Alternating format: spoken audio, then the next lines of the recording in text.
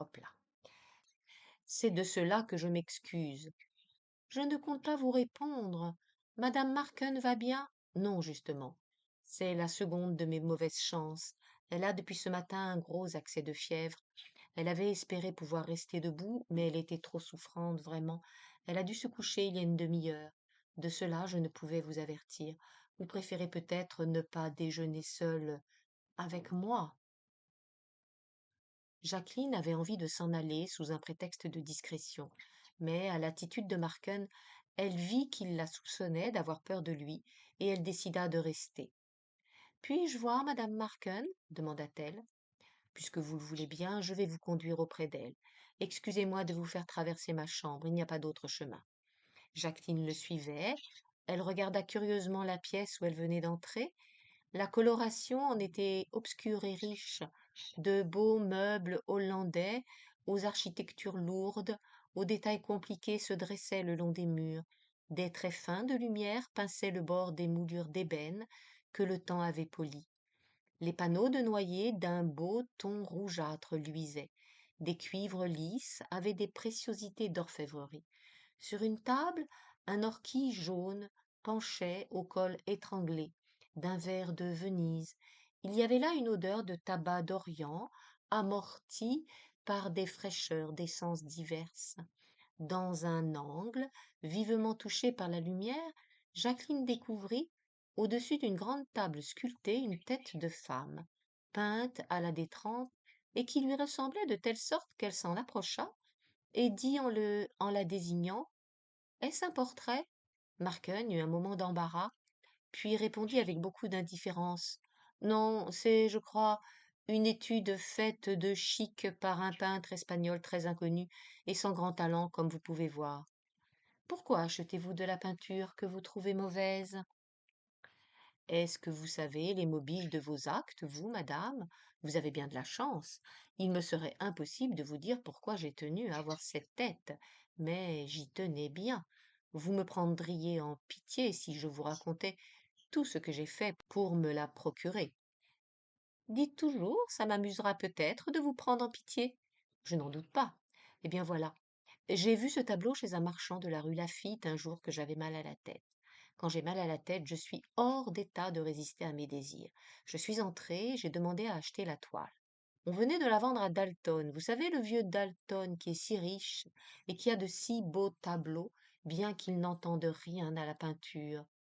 Il n'y avait pas à prétendre lui racheter celui-ci.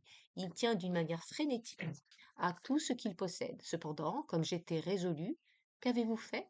Ce qu'il fallait. Je me suis renseignée sur cet individu, supposant avec sagacité qu'il devait avoir quelques vices dont je pourrais me servir. J'ai appris qu'il était l'amant d'une petite actrice. Alors vous comprenez, j'ai été sauvée. Non, je ne comprends pas. C'est que vous n'avez pas l'instinct de l'intrigue, madame. Quand un homme de 65 ans a une maîtresse de 20, on peut toujours parvenir à lui faire ce qu'on veut, ainsi que l'événement l'a démontré. Je connaissais la demoiselle, comme je connais toutes les théâtreuses. Je me suis arrangée pour la connaître au sens biblique de la parole. Ah, ça a été sévère. Je ne sais pas de femme plus foncièrement cabotine, chiquée, toque et assommante que cette petite-là. Mais il le fallait, n'est-ce pas? Il ne s'agissait en rien de mon agrément dans cette affaire. Lorsque notre intimité m'a permis de lui parler clair, je lui ai expliqué que je voulais ce tableau et que je lui organiserais dans la presse une réclame éhontée si elle décidait son vieux monsieur à me le vendre. Elle a fait de son mieux, nous a mis en relation, a dit que je désirais la tête et qu'elle avait intérêt à me ménager.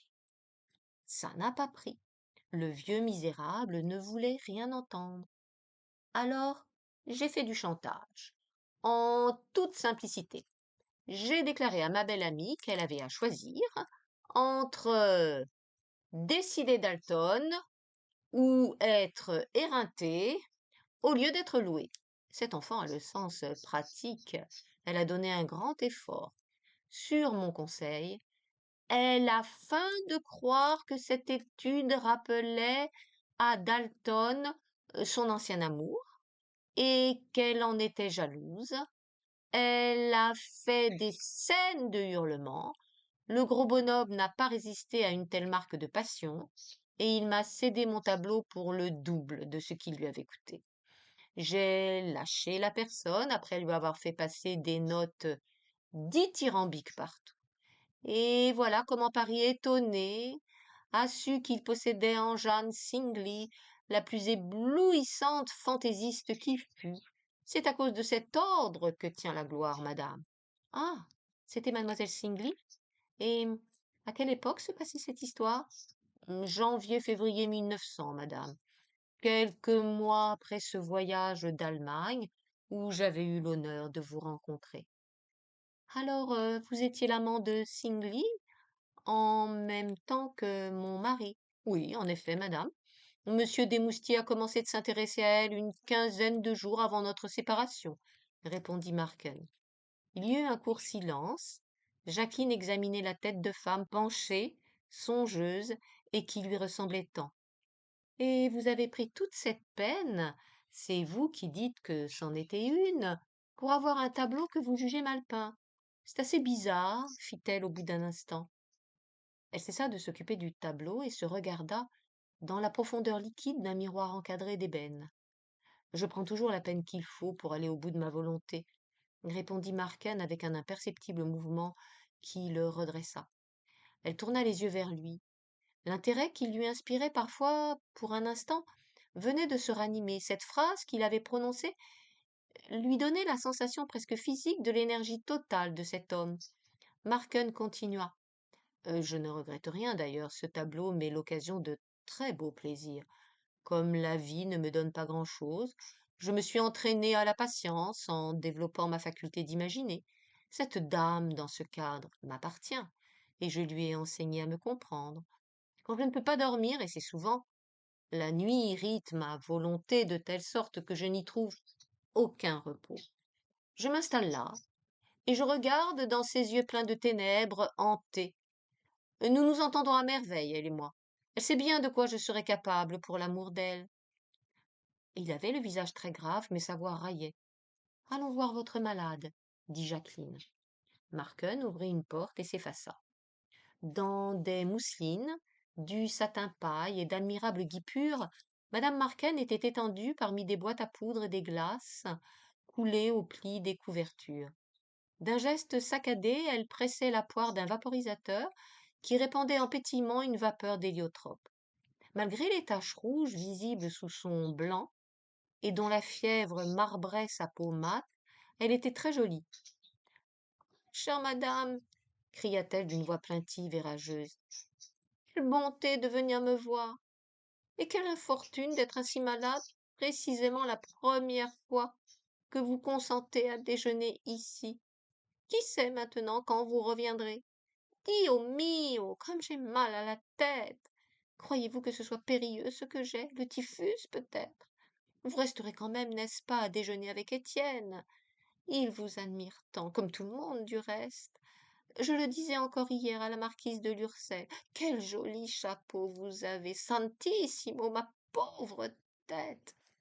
Jacqueline profita de ce qu'elle se taisait un moment pour s'enquérir des détails de son malaise. Elle les obtint nombreux, agrémentés de commentaires saugrenus. Pendant que sa femme discourait, Marken arpentait la pièce. Oh, Étienne, ne marche pas comme un lion furieux. Ça me résonne dans la cervelle, cria tout à coup la malade, d'un ton de désespoir irrité. Sans répondre, il se jeta dans un fauteuil. Jacqueline les examinait. Le contraste entre eux était si fort qu'il était inutile de chercher le détail de leur raison de ne pas se tolérer. Elle, avec cette jolie tête, dont la vulgarité intime défaisait le caractère, inharmonique, agitée, bruyante et faible, fausse d'accent, de geste, lui, sec, souple, élégant, son front dur dessiné par les pointes de ses cheveux ras, comme par une pièce d'armure précisément ajustée, et son énergie sensible jusque dans l'immobilité. Tout cet ensemble brillant, fin et redoutable. Elle a l'air d'un chiffon et lui d'une épée, songeait madame Desmoustiers. L'Italienne avait repris ses doléances. Regardez-le, chère madame, il est furibond parce que j'ai dit que ça me faisait mal de l'entendre marcher. Si vous n'étiez pas là, Dieu sait ce qu'il ferait tant il est en colère. Mais vous êtes là, il n'ose pas. Toujours silencieux, Marken se leva et sortit de la chambre. Là, voyez-vous. Elle oubliait son mal de tête, dressée sur son lit. Elle gesticulait dans la direction de la porte, comme s'il y avait une chance qu'un peu de sa fureur alla rejoindre Marken et lui causer quelque dommage. Voyez ce que je vous disais, il est furieux, il feint de me mépriser, ou plutôt non, il me méprise vraiment, infortuné que je suis. Et si vous saviez comme il me traite. Et pourtant je le vaux bien, je suis de bonne famille, moi, tandis que lui. Ah, papa avait bien raison de me dire, on n'épouse pas un journaliste. Qu'est-ce que c'est un journaliste? Rien. Et j'ai trouvé des partis si brillants, un certain marquis Cuto, un Sicilien, qui m'adorait, madame, et le baron Lardini, qui est dans la diplomatie et qui sera ambassadeur. Mais non, il a fallu que je prenne cet homme-là, ce mauvais homme. Vous ne pouvez pas savoir, vous, dont le mari est un homme de bien, et si courtois pour vous, la vie que me fait celui-là. Pour tout, madame, ce sont des scènes, et quelles! Si je lis une de ses lettres, ce n'est pas mal de lire les lettres de son mari. Il a de ces colères. Je crois qu'il va me tuer. Calmez-vous, dit Jacqueline. Il faut vous tenir tranquille. Votre mari est agacé de vous voir souffrante. Tous les hommes sont ainsi. Elle parlait un peu durement, comme à un enfant, qu'on tâche de réduire par le verbe avant d'en venir au coup. La porte s'ouvrit. Le docteur est là, peut-il entrer? Dit Marken du seuil où il s'était arrêté. Oui, oui, le si cher docteur, c'est un compatriote, expliqua-t-elle à Jacqueline. Il est si bon qu'il entre tout de suite. Étienne, ne le fais pas attendre, chère madame. Excusez-moi, combien il me déplaît. Mais que faire? Adieu, je vous laisse. Tâchez de guérir vite, dit Jacqueline en sortant avec Marken. Quand ils furent dans le salon, retournez là-bas. Je vais lire en vous attendant. Il faut savoir ce que trouvera le médecin, dit-elle. Marken sortit de la pièce sans rien objecter. Madame Desmoustiers se promenait autour du salon fanfreluché, encombré d'objets disparates. Elle vit quelques belles toiles alternant avec des cadres surdorés où s'étageaient les portraits des souverains d'Italie, de Verdi, de Garibaldi, de Léonora XII et d'officiers à moustaches touffues. D'affreux fauteuils en aubusson moderne voisinaient ridiculement avec une admirable table Renaissance de l'école lyonnaise. Des étoffes orientales pendillaient autour d'une tapisserie à tons de coquillage où les membres déliés d'une déesse de boucher roulaient sur un nuage bleuâtre parmi des roses répandues.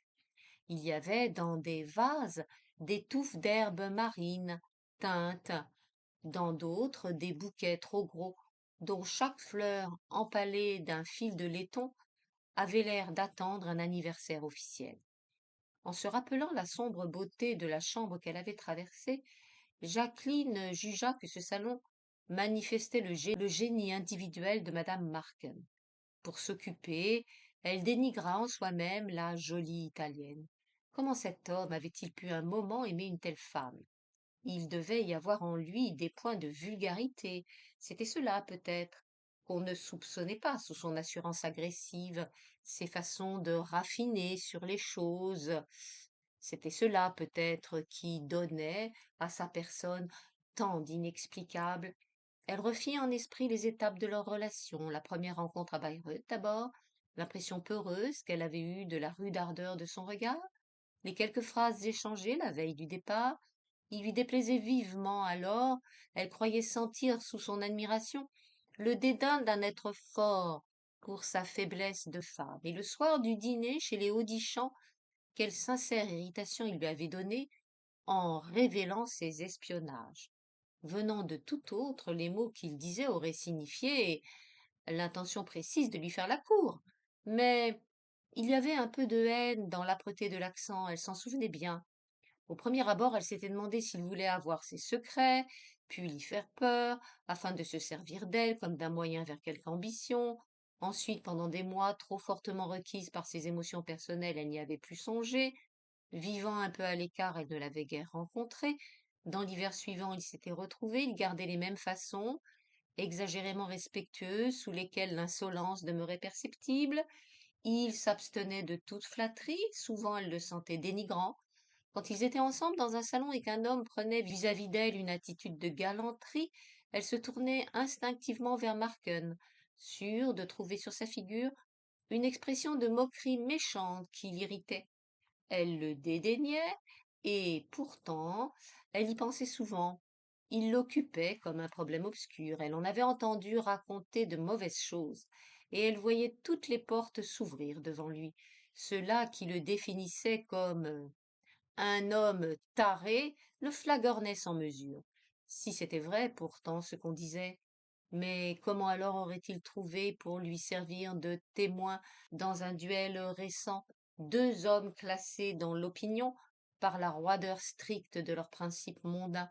Quand même, elle gardait de lui un petit dégoût instinctif de créature délicate pour ce qui est irrégulier ou équivoque.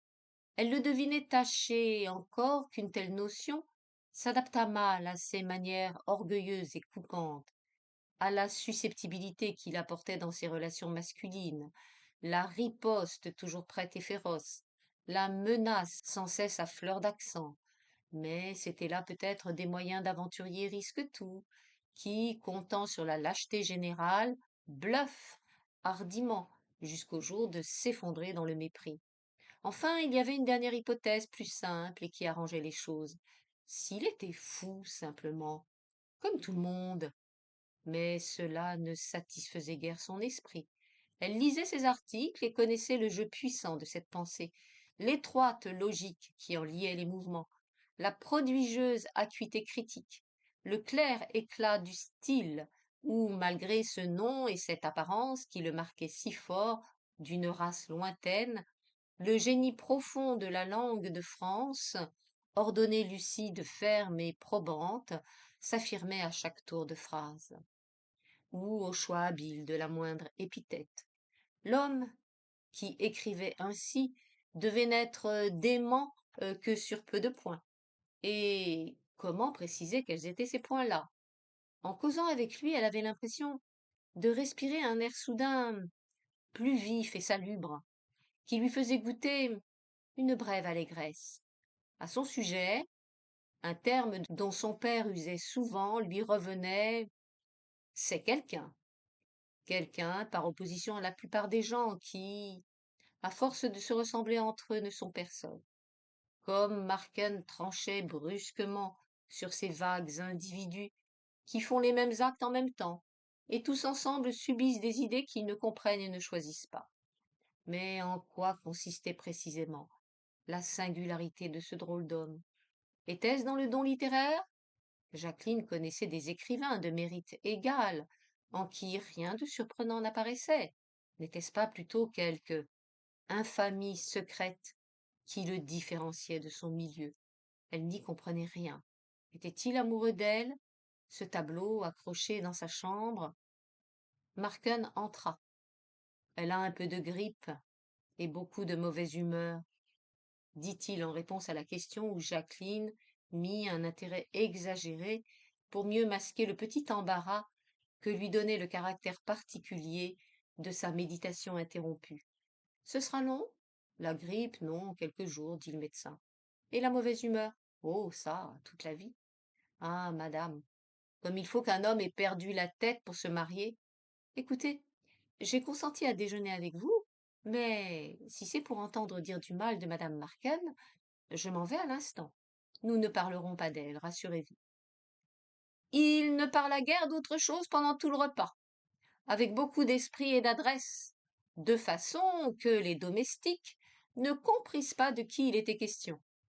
Il dit les jalousies, les colères, les conseils burlesques sur son travail, le snobisme grossier de la jolie petite femme, et aussi son inintelligence, son mépris sincère et son incompréhension du talent. Jacqueline, d'abord contrainte et pincée, s'amusa du portrait féroce, fait avec un air de négligence, et elle finit par rire lorsque, quittant la table, il dit: C'est, voyez-vous, la sorte de personne qui ne saurait vivre plaisamment que si son mari a ce qu'elle intitule une place. Cela correspond dans son esprit à la faculté de mettre un uniforme, et cela oscille entre des possibilités vagues qui vont de la situation de préfet à celle de concierge dans un ministère. Note à l'auditeur, quelques pages n'ont pas été enregistrées. Je vous fournis ici le résumé. Marken raconte à Jacqueline son passé. Il a été élevé à Budapest, fils d'un noble et d'une gitane. Le noble a été renié par sa famille. Sa mère est morte à sa naissance. Il a passé, à partir de 10 ans, sa vie en France dans une école. Ensuite, son père est mort. Renié par sa famille, il n'avait pas un sou et à 20 ans, il avait tous les désirs possibles et rien, aucun moyen financier, simplement une éducation. Et il explique ainsi à Jacqueline comment il aurait pu faire tous les crimes pour atteindre ses désirs, mais il ne les a jamais réalisés, ces crimes, parce que le crime isole. Il explique aussi qu'il s'est marié avec cette femme qu'il n'aime pas parce qu'il avait été déçu par des actrices et des femmes faciles, et il a cru être très amoureux d'elle, et il l'a crue très malléable, et il s'est dit: je la rendrai intelligente, et je pourrai l'aimer comme l'idéal de la femme. Et ce fut une grosse erreur. Suite du récit de Marken, qui raconte sa jeunesse. Il n'avait pas d'argent et devait faire son chemin dans la vie. Partout, le hasard m'a donné la possibilité d'actes louches et qui m'eussent tiré de peine. Pendant que j'étais précepteur, notamment, une fort belle personne m'a offert beaucoup d'argent, et mieux encore, pour voler dans un tiroir un testament. J'ai refusé. Pourtant, le testament était inique et la femme admirable. L'hésitation fut longue cette fois-là, terriblement. Au reste, devant toutes ces choses que je viens de vous dire, j'ai été tentée. Pas une n'a révolté en moi ces fines sensibilités que les cœurs nobles ont, paraît-il, toutes prêtes à agir avec la vivacité d'un réflexe. Ce qui m'a retenue, c'est la certitude que ça ne valait pas la peine. Apercevez-vous ce qu'est ma morale à moi, madame? Elle consiste à proportionner le risque à l'importance du but. C'est la morale de l'énergie des conquérants. Je n'ai rien rencontré encore dont la possession n'ait paru valoir un crime. C'est ma seule raison pour n'en avoir pas commis. Vos amis font très souvent de petites indélicatesses qui sont la monnaie du crime. Je n'ai pas fait de ces choses-là, parce que, comme les autres que j'ai écartées, je juge qu'elles ne paient pas l'effort. Le jour où j'aurai une vraie raison, une bonne, continuez votre histoire, dit Jacqueline après un silence. Elle avait pris un coupe-papier sur la table voisine et le tournait nerveusement dans ses doigts. Le coussin où elle s'appuyait était tombé, sans qu'elle songeât à le ramasser. Marken, arrêté au milieu de la pièce, sa mince et brusque figure tirée par l'exaltation intérieure, était pâle, et il regardait devant lui sans voir. Il se remit à marcher. Eh bien, ça a duré 5 ans, cette vie-là. Puis j'ai eu 1 000 francs dans ma poche. 1 000 francs gagnés sou par sou, aussi honnêtement que si j'eusse été un bon jeune homme timoré. Je suis venu ici à pied pour ménager ma fortune. J'achetais du pain, je buvais de l'eau et je couchais en plein air. C'était l'été. La route était longue, n'importe. Quelles heures magnifiques. Je n'ai rien vu des paysages du chemin. Je regardais la face de mon ambition, qui reculait devant moi comme un guide qui montre la voie. Aussitôt arrivé, je retrouvai l'admirable camaraderie française et j'avais en 2 jours une place de répétiteur. Ensuite, j'ai porté de la copie dans tous les bureaux de rédaction. Et j'ai eu la veine qu'on en prit dans 2 petits journaux. Je touchais 5 francs pour un article, puis peu à peu ça a été mieux. J'ai fait des romans feuilletons pour un entrepreneur de littérature populaire. Il me payait 200 francs le volume. J'étais parfaitement heureux. J'avais une chambre propre. Je mangeais une fois par jour. J'étais à Paris. Je ressentais Paris, son cœur, son haleine, par toutes mes fibres nerveuses. Quelle nuit j'ai passée, seule à marcher dans les rues, en respirant cet air qui fait vouloir plus fort. Un jour, j'ai porté une chronique d'actualité sur un incident politique dans un grand journal où je connaissais un reporter. Ce brave garçon était là par hasard. Je lui ai donné l'article, il l'a lu. Je vois encore sa figure bonasse pendant qu'il me disait: mon petit, ça, c'était pas tant. Je vais le donner au secrétaire de la rédaction pour qu'il le passe au patron. Et le plus singulier, c'est qu'il a fait comme il disait. Le surlendemain, j'ai reçu un mot du directeur me fixant un rendez-vous. Mon article avait paru, il était assez bien documenté. Je savais la question, on l'avait remarqué. J'ai eu tout de suite 2 chroniques de tête par mois. 1 an après, je vivais dans un vrai appartement. J'avais des bottines respectables, un domestique et une pièce en répétition au vaudeville. Puis j'ai publié Prométhée et je suis devenue quelqu'un avec qui on compte. Dès que je l'ai pu, je me suis fait naturaliser. La vie était facile, seulement j'avais des dettes. Excusez-moi de vous parler de cela, mais c'est ce qu'on me reproche le plus, et vous devez l'avoir entendu dire. C'est pourquoi je tiens à m'en expliquer. J'ai fait des dettes, aussitôt que cela m'a été possible et sans le moindre scrupule.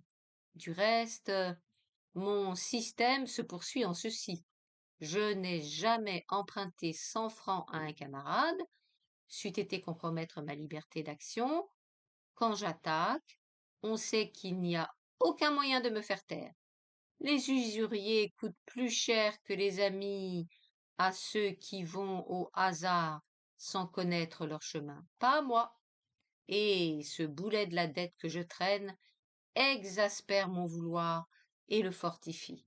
Vous ne pouvez savoir quelle frénétique résolution de vaincre et de réussir on a dans les muscles et dans la pensée lorsqu'on a passé tout le jour à lutter, à se battre, à s'humilier devant des misérables qui tiennent dans leurs sales mains la possibilité du désastre où on s'abîmerait irréparablement.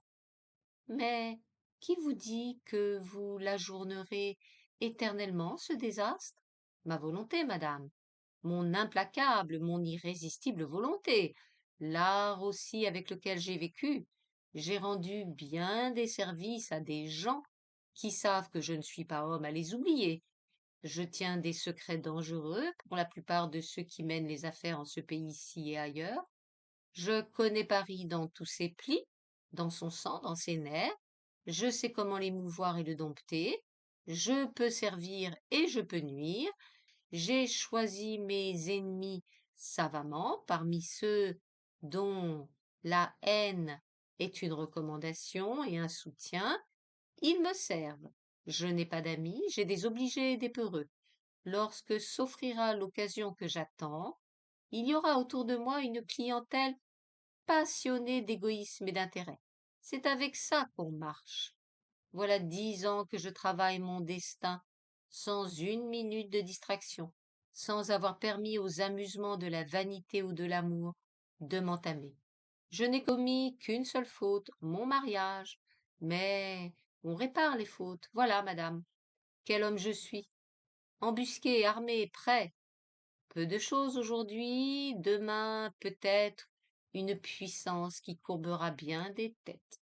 Il s'arrêta devant Jacqueline qui l'avait écouté avec une gêne croissante. Ils se taisaient tous les deux, elle ne cherchait même pas la parole qui eût rompu le silence. L'énergie de cet homme lui apparaissait comme une chose neuve, d'une beauté répulsive. Elle ne songeait plus à s'étonner du tour emphatique que tout prenait à son contact. Il avait, en l'intéressant, faussé pour un moment son goût et sa critique, le sentiment morne et étroit de l'inutile, qui mettait l'ennui dans la plupart de ses heures, était remplacé par une impression d'ardeur. N'avait-il pas le véritable sens de la vie, cet ambitieux, qui grimpait avec des muscles rudes et souples, qui se créait lui-même à chaque seconde, déplaçait les circonstances et maîtrisait les êtres. Elle l'imaginait, tenant la fortune et la gloire dans ses doigts durs, posée en ce moment sur la tête de bronze d'une statuette qu'il palpait nerveusement. Elle était remuée par cette révélation de lui, si différent de ceux au milieu desquels la molle monotonie de ses sensations avait coulé, différent aussi d'Eric Hansen, qui, à un moment, lui avait paru détenir dans le vaste champ de sa conscience un si large fragment de l'idéal humain. Éric rêvait, celui-ci agissait. Son but, c'était lui-même. Mais s'il se fût acharné au bonheur de l'humanité, sans doute eût-il apporté à l'œuvre ce pouvoir de réussir qui détruit l'obstacle. Jacqueline se sentit en infériorité devant Marken et dit d'une voix moqueuse: En somme, vous êtes le dernier des romantiques. Je me demande si vous vous en doutez. Il ôta sa main de la tête de la statue et fit un geste qui moquait la phrase. Ah, pas du tout, s'écria-t-il, à aucun degré. Mais vous voulez peut-être dire que cette confession était de mauvais goût. J'ai un peu déclamé, c'est vrai, j'étais émue. Et puis, si j'ai eu moins de simplicité, plus d'emphase que ne le comportent les conversations de salon, c'est qu'à tout prendre, je ne suis pas un mondain égalisé par le frottement des conventions. À l'ordinaire, vous me rendrez cette justice, je préfère les attitudes du sang-froid qui me paraissent d'un meilleur style. Mais de sang-froid, je n'aurais pas pu vous dire tout cela. Il m'a fallu, pour en trouver le courage, me résigner à être vraiment tel que je suis, un excessif qui met de la passion dans tout. Je veux les petites choses aussi éperdument que les grandes. Jamais je n'entreprends rien sans l'arrière-pensée de faire le sacrifice de ma vie plutôt que de renoncer. C'est sans doute pour cela que la résistance des autres cède toujours devant moi. On n'est vaincu que lorsque l'acharnement à vivre rend prudent et débile. Or moi, je ne tiens à la vie qu'à condition que les événements prennent la forme de mon vouloir. Subir, ce n'est pas vivre. Qu'importe de mourir pour l'objet le plus mince, si on l'a un moment désiré. Vous subissez pourtant. Vous avez dit tout à l'heure que vous deviez parfois vous humilier. C'est la dîme payée au destin. Ensuite, la voie est libre et on passe. Mais je crains bien de vous avoir excédé, madame, en parlant ainsi de moi. Il fallait que vous me connussiez. Je voudrais tant être votre amie. C'est un point où vous vous rencontrez avec madame Marken. Elle m'exprimait tout à l'heure le même bienveillant désir. Je suis flattée, croyez-le. Marken, qui s'était assis près d'elle, se leva si brusquement que sa chaise tomba. Il se courba pour la ramasser, le sang lui était monté aux joues, et le ton de brique de son visage, habituellement pâle, en aggravait le caractère, d'une sauvagerie presque effrayante. La leçon est bonne, elle suffira, fit-il en essayant de sourire. Qu'avez-vous? J'ai, madame, un orgueil que vous ne soupçonnez pas, trompé sans doute par l'humilité que j'ai jusqu'ici gardée devant vous. Je n'oublierai jamais que vous n'avez trouvé que cette pauvre ironie pour répondre à l'une des plus grandes émotions de ma vie. Avez-vous aimé la reprise des Français? N'est-ce pas que le Bargy est incomparable? Quelle intelligence des intentions du rôle! Comme il nourrit ses silences de pensée et de sensations. Le silence, c'est la pierre de touche du talent des comédiens. N'est-ce pas votre avis? Oui, certainement, j'aime beaucoup le Bargy, mais je me demande souvent si le théâtre, au lieu d'être un art grossier, comme le prétendent les purs littérateurs, n'est pas le premier de tous. Les autres arts tendent à l'objectivation de la personnalité. Il faut s'extérioriser pour entrer dans la beauté d'un tableau, par exemple. Les jeux de la scène, au contraire, nous refoulent en nous-mêmes. C'est à l'intérieur qu'a lieu l'échange qui se fait entre l'œuvre et la sensibilité. On ne va pas vivre sur le théâtre les personnages des pièces, ce sont eux qui pénètrent dans le spectateur. Et chacun se mêle à un instinct qui lui correspond et qu'il dilate. Le théâtre exalte le sentiment du moi, le drame c'est nous-mêmes, notre passé, notre avenir, les possibilités de notre être actuel, fini, limité, mis au point de façon que nous en puissions saisir toute la forme. Nous nous adaptons et nous réagissons comme sous l'action de la réalité, mais plus savoureusement parce que nous sommes resserrés par le temps. Nous avons une conscience plus précise de nous-mêmes et cela est magnifique et délicieux.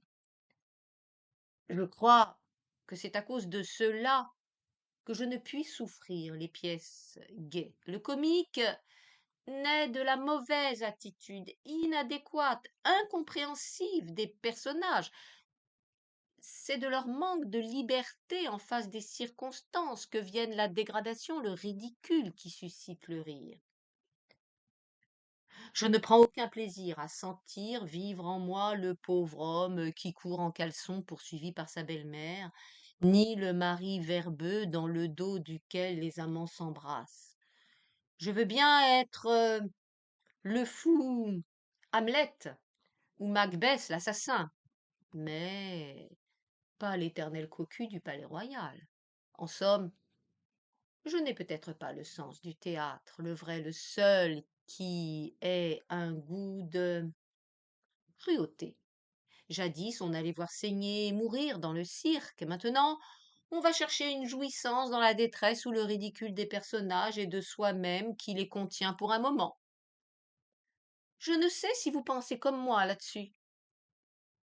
S'il vous plaît, à quel propos cette conférence? Mais pour causer, madame, pour causer uniquement. Lorsque deux personnes indifférentes se rencontrent et sont dans l'obligation de passer ensemble quelques instants, n'est-il pas convenable et obligatoire qu'elles parlent de choses de théâtre? Jacqueline se leva. Rien ne nous oblige à demeurer ensemble, dit-elle, la tête dressée et le ton coupant. Vous voudrez bien exprimer à madame Marken mes vœux de prompt rétablissement. Pour gagner la porte, elle dut passer devant Marken, dont la figure était de nouveau envahie par ce ton rouge sombre qui la changeait. Une veine soudainement grossie traversait son front. Ce visage ramena dans les nerfs de Jacqueline la petite sensation d'inquiétude avertisseuse qu'elle avait eue la première fois où 18 mois plus tôt elle avait croisé son regard avec celui de Marken. Il s'avança vers elle, et au moment où elle touchait le bouton de la porte, abattit sa main sur le poignet de la jeune femme, d'une étreinte si rude qu'il parut à Jacqueline qu'elle n'avait plus ni force ni poids, qu'elle était une chose molle, serrée tout entière dans l'étau de ses doigts. Elle sentit la rage de Marken entrer en elle et rayonner de cette étroite place où il la tenait. La violence circula dans son sang comme un virus rapide. Êtes-vous fou, monsieur? Dit-elle avec du courage et de l'injure dans tout son être. L'ardente rougeur de Marken s'effaça en une seconde. Il devint affreusement pâle, sa respiration s'embarrassait. Laissant retomber le bras de Jacqueline, il dit « Oui, allez-vous-en, vous ferez bien. » La menace de l'accent acheva l'exaspération de madame Desmoustiers. Pensez-vous que j'ai peur de vous? Dit-elle. Vous auriez raison, peut-être. Je ne suis pas un de vos amuseurs ordinaires avec qui l'on joue sans danger. Partez. Soyez tranquille, je n'ai aucun désir de rester ici. Je souhaite seulement vous dire que vous êtes l'homme le plus mal élevé qu'il m'ait été donné de rencontrer. Marken eut un rire cassé, discordant. Caliban n'a pas de jolie façon avec Miranda, dit-il. Ça n'empêche pas qu'il puisse devenir à l'occasion une brute assez dangereuse.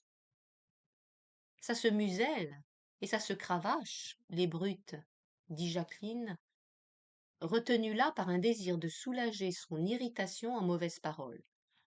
Elle posa de nouveau ses doigts sur le bouton de la porte en ajoutant Je vous laisse le soin d'expliquer à votre femme que nos relations n'ont plus aucune raison de continuer. Il fut un moment sans répondre. Sa pâleur s'était accrue, diminuant son masque et accentuant la noirceur de ses yeux. Il haletait convulsivement. Ni elle, ni moi ne vous donnerons l'occasion de nous mettre à la porte, dit-il. Son aspect était si étrange qu'au lieu de sortir, Jacqueline se rapprocha de lui. Voyons, dit-elle, que signifie cette incroyable scène? Avez-vous perdu la tête? Reprenez vos esprits, s'il vous plaît. Faites-moi des excuses d'abord, et puis expliquez-vous si vous pouvez. Non, je ne vous ferai pas d'excuses, je ne vous en dois pas, je vous ai livré ma pensée moi-même, et vous avez répondu à ma confiance par l'injure de votre moquerie. C'est vous qui m'avez offensé. Et comment? Espérez-vous que je vous demande pardon? Ce serait d'une merveilleuse bouffonnerie. Je n'espère rien. Il tomba sur un fauteuil, sa tête se renversa, il ferma les yeux, et sans la respiration en saccade qui soulevait ses côtes, on eût pu le croire mort. Jacqueline vint tout près de lui. Qu'avez-vous? demanda-t-elle avec quelque anxiété. Il dit d'une voix vague. Rien, rien. Voulez-vous que je sonne? Non, ah non. Il rouvrit les yeux et sa respiration sifflante, hachant sa parole. Non, ce n'est pas la peine. J'ai de ces crises après les émotions fortes. J'ai une maladie de cœur, c'est grotesque et humiliant, n'est-ce pas? Je n'y puis rien. Adieu, madame. Excusez-moi de ne pas vous reconduire, mais Jacqueline lui posa doucement la main sur l'épaule. Tâchez de vous calmer, dit-elle. Vous vous êtes mépris sur mon intention. Je n'avais aucun désir de vous blesser. Je regrette de l'avoir fait. Prenez garde. Vous allez me demander pardon malgré vous. Eh bien oui, si vous voulez. Mais n'étouffez plus, répondit-elle avec un inutile effort de gaieté. Il secoua la tête. À quoi bon tout cela? Dites seulement. Devons-nous nous revoir encore ou plus jamais? Mais oui, nous nous reverrons, certainement. Je viendrai demain prendre des nouvelles de madame Marken et des vôtres aussi. Ça va un peu mieux, n'est-ce pas? Vous êtes moins pâle. Merci, madame, oui, je suis mieux. Faites la charité à ma vanité. Laissez-moi goûter seul le ridicule de la souffrance physique. D'un grand effort, il se mit debout, tout son corps tremblait. Jacqueline lui tendit sa main qu'il serra à peine, puis, l'air un peu contraint, désireuse d'être bonne et n'en ayant guère envie, peut-être finirons-nous par être amis après tout, dit-elle. Ce n'est pas de la pitié pour ma faiblesse que je veux. Eh bien, on verra, si on peut s'accommoder de votre force. Au revoir, à demain. 3. Jacqueline trouva dans la rue sa voiture qui l'attendait et elle la renvoya. À peine les chevaux avaient-ils tourné l'angle du boulevard qu'elle s'étonna de ce qu'elle venait de faire. Un moment, elle resta sur le trottoir, brûlée par la chaleur, étourdie de la sensation opaque et rapprochée de l'air et du bruit de l'été. Une distraction lui brouillait la vue. Ses idées glissaient l'une sur l'autre comme des découpures de papier noir sur un transparent tendu. Elle réentendait la voix de Marken. Allez-vous-en, vous ferez bien. Comment avait-il pu advenir qu'un homme lui parlât ainsi? Sa notion d'elle-même et de tout le reste de l'humanité hésitait, incertaine, trouble, discordante. Il lui paraissait qu'il pouvait bien y avoir, dans le vaste monde, et même dans le monde étroit où elle vivait, une foule de choses dont les livres et ses propres expériences ne lui avaient rien appris. Déjà, elle avait eu une sensation analogue en considérant après coup le rapide passage d'Eric Hansen dans sa vie, mais Eric était demeuré en marge. Elle l'avait vu dans la rue, chez lui, ou dans cet endroit intermédiaire entre le réel et l'improbable qu'était l'appartement de Léonora. Cet homme-ci, qui avait frôlé des crimes, vécu en subalterne appointé, Couché en plein air comme un vagabond, elle le rencontrait dans le monde. Et elle avait déjeuné en tête-à-tête avec lui. Il était mêlé aux mêmes choses qu'elle. Il venait de lui dire d'un ton d'insulte: allez-vous-en. Il lui avait meurtri le bras. Et elle avait fini par lui demander pardon. Elle cherchait en quel point de tout cela elle pouvait retrouver l'image fière et haute qu'elle se faisait d'elle-même. Et tout à coup, elle découvrit que cette image n'était plus qu'un souvenir lointain. Elle était devenue une autre femme. Elle revit, comme en une perspective droite, les différentes étapes de sa personnalité depuis que la trahison d'André avait bouleversé son existence. La dépression humiliée et coléreuse, où elle s'était épuisée, la rêvasserie trouble du souvenir d'Éric, puis la lente reconstitution d'elle, cette convalescence écœurée, pleine de faiblesse et de découragement que coupaient des espoirs imprécis. Ensuite, l'attente, où elle s'épuisait, sans que rien n'arrivât, et cet état d'indifférence ennuyée, où elle était maintenant, avec l'orgueil triste d'accepter sans emphase que sa vie fût terminée, qu'il n'y eût plus rien à faire qu'attendre la vieillesse et la mort en accomplissant les devoirs de sa situation. Voilà ce qu'elle était, 1 heure plus tôt.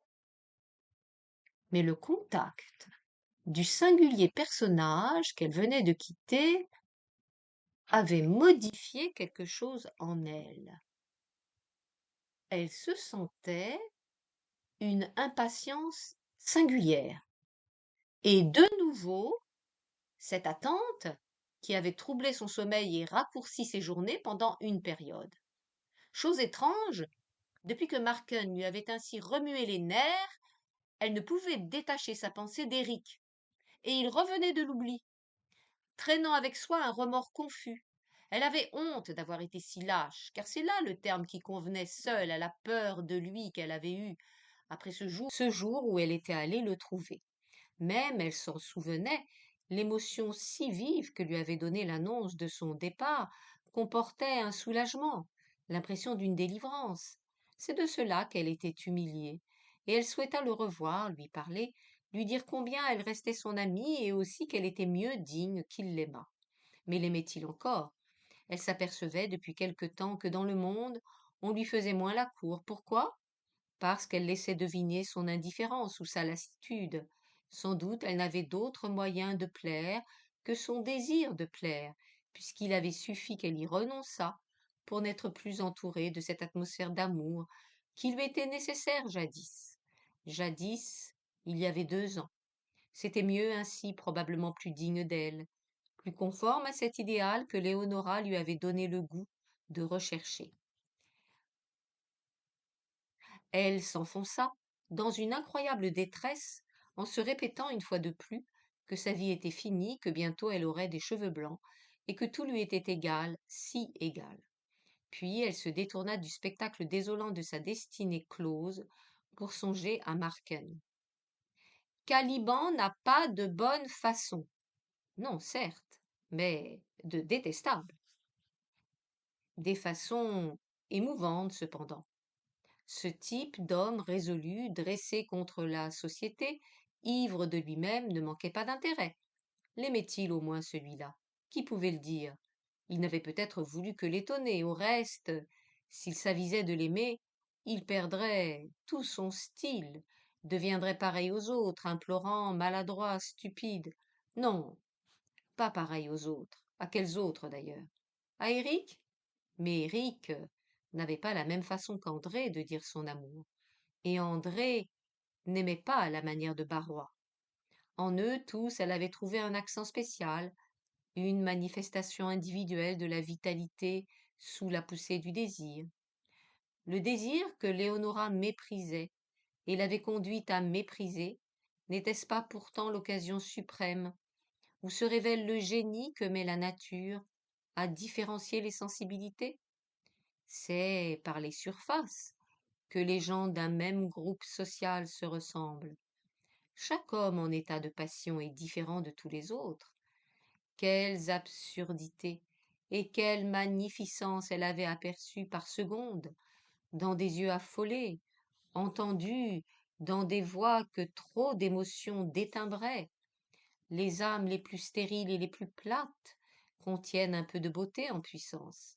C'est l'amour seul qui la dégage. On ne sait les secrets exquis que de ceux qu'on a troublés un moment. C'est le moyen unique de tirer d'eux la parole merveilleuse, le regard où soudain réveillée, toute la violence d'une race lointaine s'accumule. C'est dans l'amour, héroïque ardeur de l'espèce qui veut durer, qu'est toute la saveur de la vie. Celles-là en savent seules la splendeur multipliée, qui ont été souhaitées dans l'angoisse par un grand nombre d'hommes. Jacqueline respira d'un souffle profond l'air aride et chaud. Émue par ces songes, elle fut pleine de la vaste nostalgie de tant de cœurs inconnus qui ne devaient jamais, à cause d'elle, précipiter leurs battements. Et il lui parut qu'elle avait froid dans la brûlure de ce jour d'été. Elle marchait lentement, distraite de ce qui l'entourait. Pourtant, tout à coup, son attention fut arrêtée par quelqu'un qu'elle revoyait pour la 10e fois peut-être, car depuis sa sortie de chez les Marken, il la suivait, la dépassait, revenait en arrière, la dépassait encore. C'était un grand garçon dégingandé, à la figure creusée et vive, avec des yeux de charbon trop rapprochés de son long nez maigre.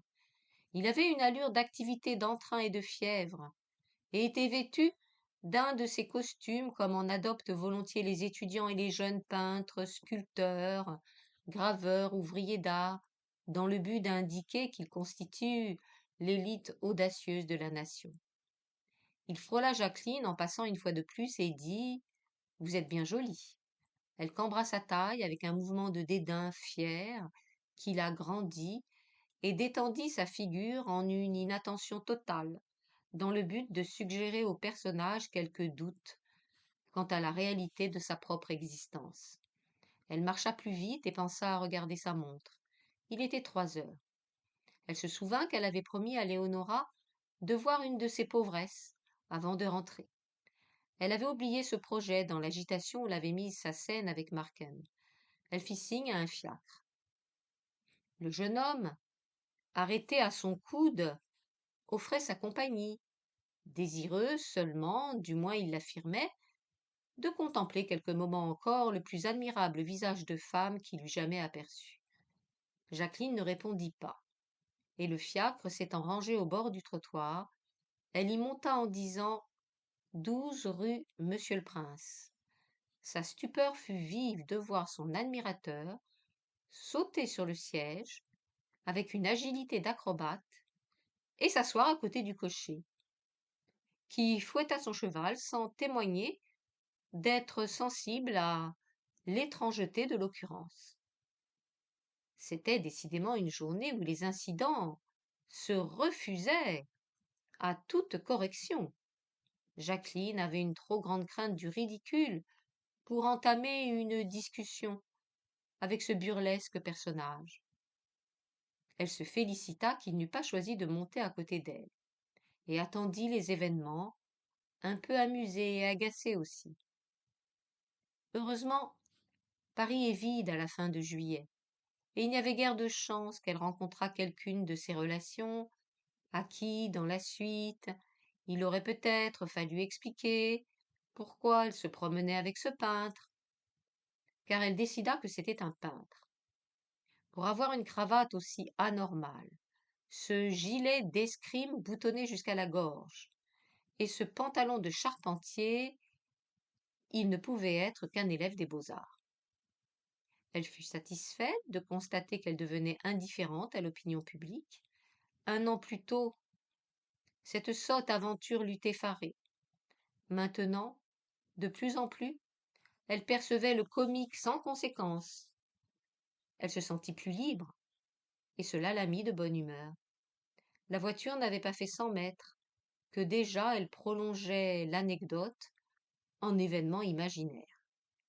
Quand elle arriva rue Monsieur le Prince, elle en était à rédiger la notice du dictionnaire des célébrités où les faits intimes du peintre, devenu illustre et mort, étaient racontés par le détail, et celui entre autres de la rencontre faite un jour d'été, tout au début de sa carrière, d'une femme qu'il n'avait jamais revue et qui lui avait inspiré un de ces amours qui rayonnent parfois sur la vie des grands hommes. Renonçant à développer davantage son essai monographique, Madame Desmoustiers descendit. Le jeune homme était déjà sur le trottoir, ôtant son vaste feutre. Il rendit la liberté à une quantité de mèches noires et plates qui se mirent à l'aise autour de son visage, l'une d'elles menaçant d'entrer dans son œil gauche, sans qu'il parût d'ailleurs éprouver la moindre gêne de cet état de choses. Sa fine et laide figure était toute réchauffée par ses yeux actifs. Il dit très respectueusement: Vous m'avez ramené chez moi, madame, je vous remercie bien. Puis-je espérer que vous me fassiez l'honneur de visiter mon atelier? Sans le regarder, Jacqueline entra dans la loge. Madame Gambier, demanda-t-elle. C'est au 6e, au bout du corridor, à gauche, répondit le concierge. Madame est peut-être la personne que la mère Gambier nous annonce depuis si longtemps et qui doit payer ses 2 termes. J'ai les ordres du propriétaire pour la mettre dehors. Du reste, quand madame l'aura vue, ah, vous voilà, monsieur Roustan, ajouta-t-elle en apercevant le jeune homme debout derrière Jacqueline. Attendez voir, j'ai une lettre pour vous de votre maman, je crois bien. Tenez-la v'là. Et puis, il est venu 2 messieurs qui m'ont chargé de vous dire qu'ils vous attendaient pour dîner à 7 heures au chalet du Cycle.